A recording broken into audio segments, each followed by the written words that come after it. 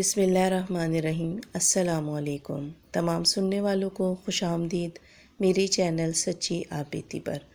تو جن دوستوں نے ابھی تک میرے چینل سچی آپ بیتی کو سبسکرائب نہیں کیا ہے وہ اسے سبسکرائب کریں اور بیل کے بٹن کو پریس کریں تاکہ آپ کو ملتی رہے آنے والی چینل کی تمام اپڈیٹ۔ جو دوست میرے چینل پر ابھی نئے آئے ہیں انہوں نے میرے چینل کو ابھی سبسکرائب کیا ہے، میں اپنے ان تمام دوستوں کو دل سے خوش آمدید کہتی ہوں۔ اور جو دوست اپنی سچی آپ بیتی میرے ساتھ شیئر کرنا چاہتے ہیں وہ انسٹاگرام پر آ کر اپنی سچی آپ بیتی میرے ساتھ شیئر کر سکتے ہیں۔ اور آپ تمام دوستوں کا بہت شکریہ جنہوں نے میرے چینل کو پسند کیا۔ تو چلیے چلتے ہیں آج کی سچی آپ بیتی کی طرف، جو کہ ہمیں میمونہ نے بھیجی ہے۔ سنتے ہیں میمونہ کی سچی آپ بیتی۔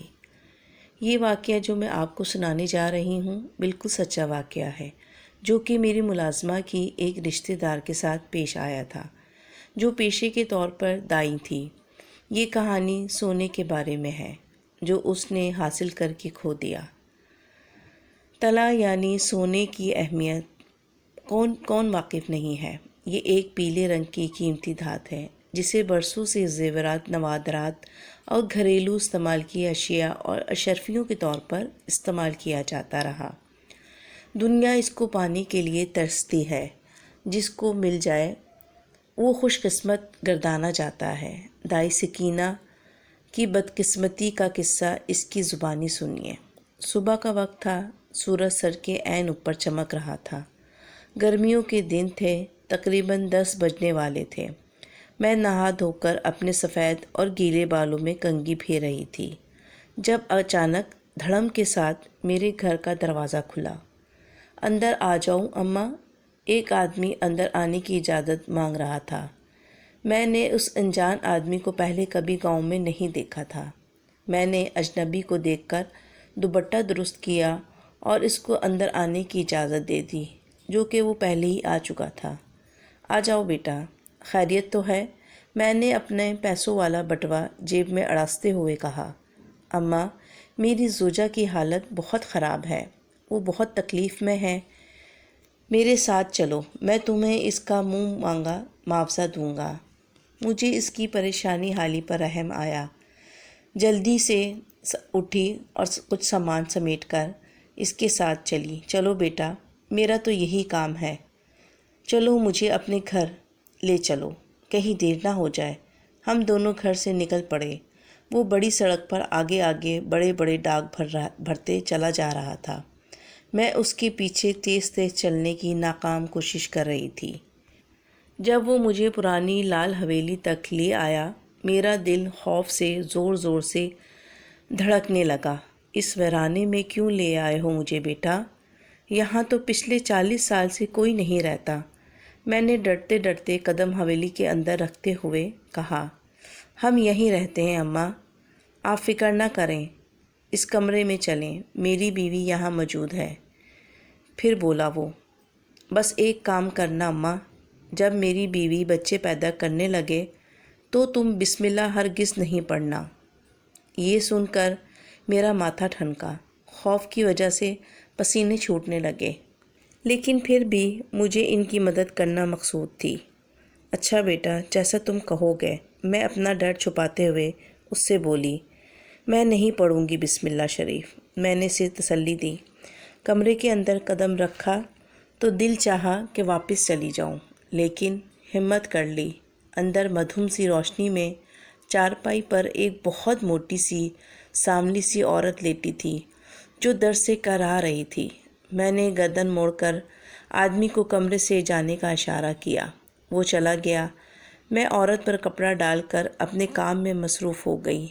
1 2 3 4 5 6 7 8 9 10 11 12 13 14 15 میں گنتی جا رہی تھی اور وہ عورت بچے پیدا کرتی جا رہی تھی۔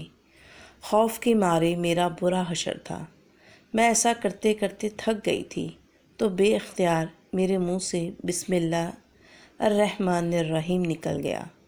عورت اسی وقت بچے پیدا کرنا رک گئی اور غصے سے بھری لال آنکھوں کے ساتھ مجھے دیکھنے لگی اور آواز زور زور سی، آذر آذر آذر اندر آؤ۔